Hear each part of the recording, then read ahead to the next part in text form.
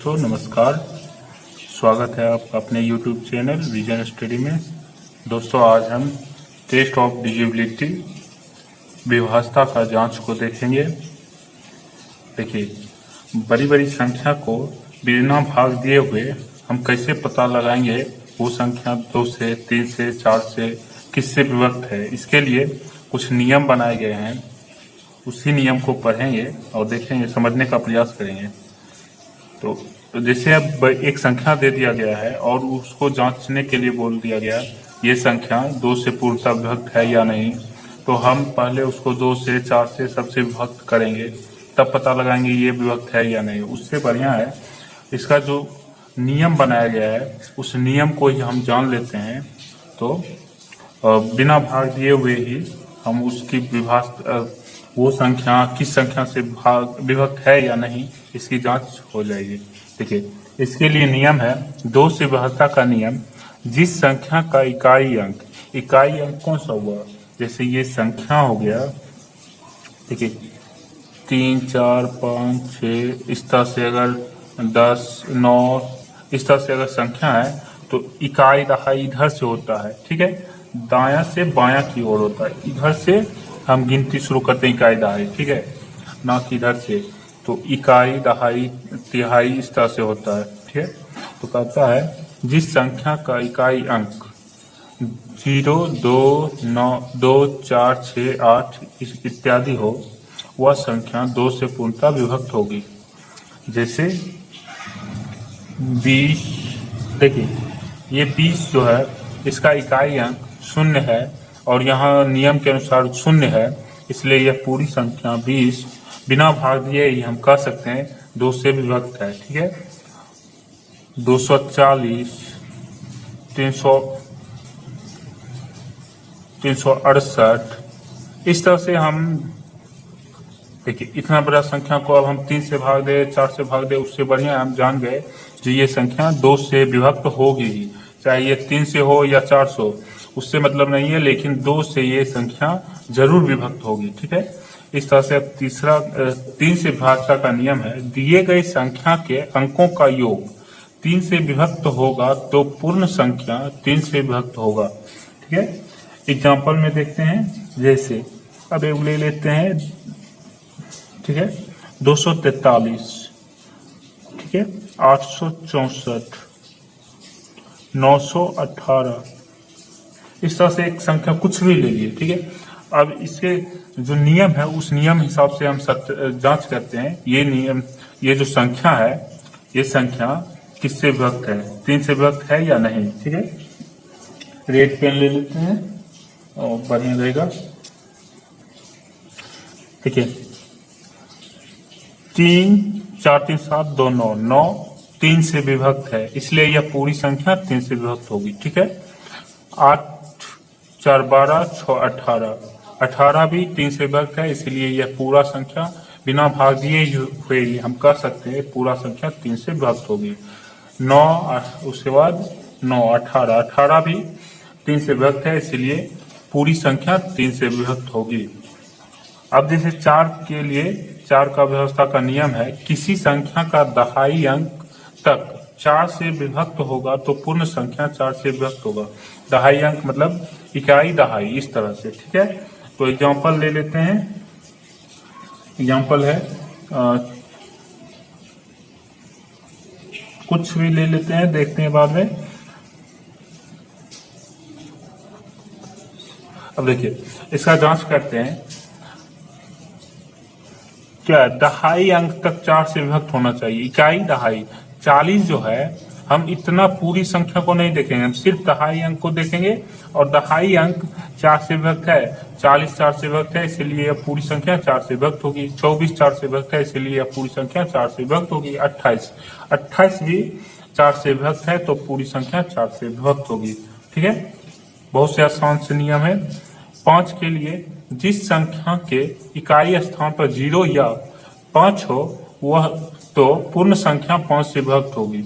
जैसे 25 95 100 इस तरह से। देखिए इसके इकाई अंक पर हम पूरी संख्या को नहीं देखेंगे। संख्या देख लीजिए अब, 1 2 5 9 8 7 6 5 6 9 3 5।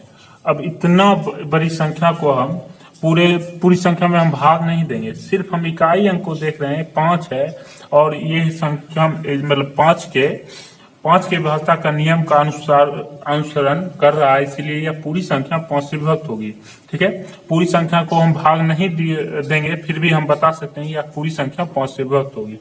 ठीक है, 25 भी 5 से विभक्त होगी, 95 भी 5 से विभक्त होगी, 100 भी 5 से विभक्त होगी और ये पूरी संख्या भी 5 से विभक्त होगी। लेकिन हम सबके इकाई अंक को देखेंगे, पूरी संख्या को भाग देने की कोशिश नहीं करें। ठीक है, 6 के लिए जो संख्या 2 तथा 3 दोनों से विभक्त होगी वो पूरी संख्या 6 से विभक्त होगी। ठीक है, अब जो 2 और 3 के विभाज्यता का नियम का अनुसरण करती हो वो संख्या 6 से विभक्त होगी। जैसे 120 360 इस तरह से। अब देखिए 120 2 से विभक्त होगी क्योंकि इसका जो इकाई अंक 0 है और इसमें भी इकाई अंक 0 होगा तो 2 से विभक्त होगा, तो ये 2 से विभक्त हो गई। अब 3 के विभाज्यता का नियम, दिए गए संख्याओं का योग 2 1 3 से विभक्त है, इसलिए पूरी संख्या 3 से विभक्त होगी। और जब 2 3 दोनों से विभक्त होगी तो पूरी संख्या 6 से भी विभक्त होगी। इसी तरह इसको भी जांच करेंगे, 0 है तो 2 से विभक्त होगी, 6 3 9 3 से विभक्त है, इसीलिए पूरी संख्या 3 से विभक्त होगी। जब 2 3 दोनों से विभक्त होगी तो 6 से भी विभक्त होगी। 7 के लिए देखिए, 7 के विभाज्यता का नियम कोई मतलब 7 के विभाज्यता का नियम में किसी संख्या का अंक अगर 6 बार पुनरावृत्ति हो तो पूरी संख्या 7 से विभक्त होगी। देखिए 7 के लिए ना हम निश्चित तौर पर किसी संख्या को देखकर, जैसे इस सभी नियम में हम किसी भी संख्या को देखकर हम बता सकते थे ये संख्या इस संख्या से विभक्त है, इस अंक से विभक्त है, लेकिन इसमें नहीं है। इसमें सिर्फ हम विशेष संख्या को ही हम बता सकते हैं। जैसे कोई संख्या 6 बार पुनरावृत्ति हो, 6 6 6 6 6 2 4 5 6, ये संख्या 7 से विभक्त होगी। जैसे 9 9 9 9 9 9, ये भी 6 बार रिपीट है, इसलिए 7 से विभक्त होगी। अगर इसके सिवा कोई भी दूसरा जैसे संख्या है तो उसको हम देख कर नहीं बता सकते हैं ये 7 से विभक्त है या नहीं, उसको हम भाग देकर ही देख सकते हैं ये 7 से विभक्त है कि नहीं। जैसे 63, देखिए ये 7 से विभक्त है, लेकिन इसका कोई नियम नहीं बना है जो ये सब संख्या का भी डिफाइन कर सके जो 7 से विभक्त है या नहीं। ठीक है, ये 7 के लिए सिर्फ यही है, जो 6 बार जो संख्या पुनरावृत्ति होगी वो संख्या निश्चित तौर पर 7 से विभक्त होगी, और सभी संख्या के लिए 7 से हमें भाग देना पड़ेगा। ठीक है, 8 के लिए देखिए 8 का नियम जो है 4 के नियम पर ही आधारित है। थोड़ा सा इसमें जो है मतलब संशोधन किया गया है। ठीक है, दिए गए संख्या का अंतिम 3 अंक, देखिए 4 के नियम में था दिए गए संख्या का अंतिम 2 अंक, ठीक है, इसमें 3 अंक है। 8 से विभक्त है, 8 से विभक्त होगी तो पूरी संख्या 8 से विभक्त होगी। ठीक है, देखते हैं। जैसे 288 लेते हैं,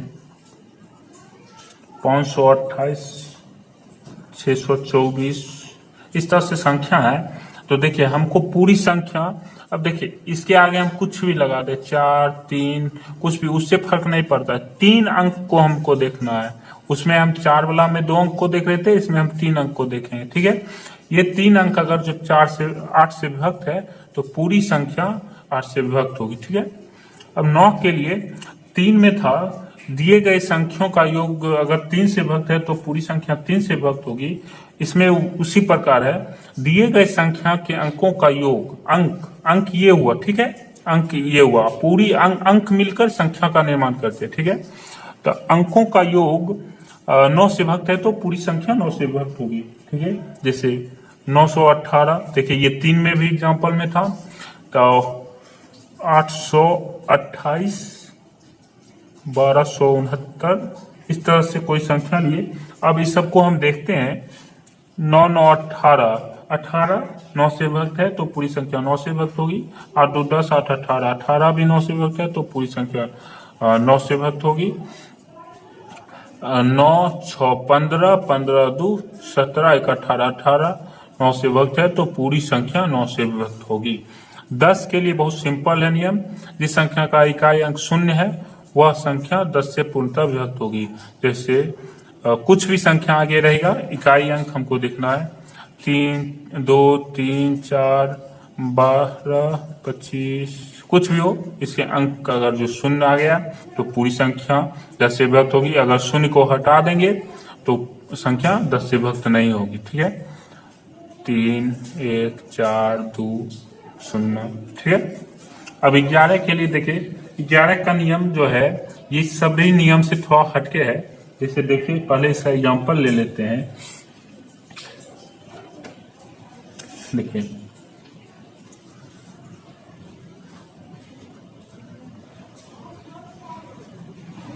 ठीक है, अब देखिए इसमें क्या करता, दिए गए संख्या के सम और विषम स्थानों पर अंकों को योग का अंतर, ठीक है, 0 या 11 हो तो पूर्ण संख्या 11 से विभक्त होगी। ठीक है, ये सम हो गया, ठीक है, सॉरी ये विषम हो गया। ठीक, एक विषम होता है। ठीक है, ये सम हो गया, ये सम हो गया, ये सम हो गया, ये विषम हो गया, ये विषम हो गया, ये विषम हो गया।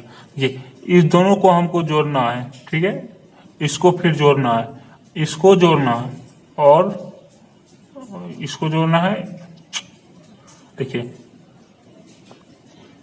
फिर से देखते हैं, 10 85 92। ठीक है, इसको इसको और इसको जोड़ना है, तीनों को जोड़ना है। 5 2 7 1 8। ठीक है, 8 और उसके बाद इसको और इसको जोड़ना है। ठीक है,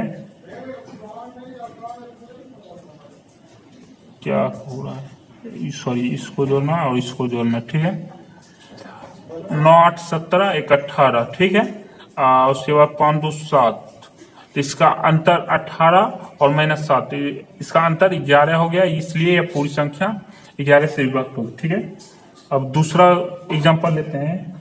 52 66 15। अब देखिए इसका देखते हैं, 5 6 5 11 11 2 13 13। अब देखिए 6 1 7 7 5 12, ये हो गया था 13, ये हो गया 12, दोनों का अंतर 1 हो गया, इसलिए पूरी संख्या 11 से विभक्त नहीं होगी। अंतर जो है 11 या 0 होना चाहिए। ठीक है, तो दोस्तों वीडियो अगर अच्छा लगा हो तो लाइक और सब्सक्राइब और शेयर जरूर करें।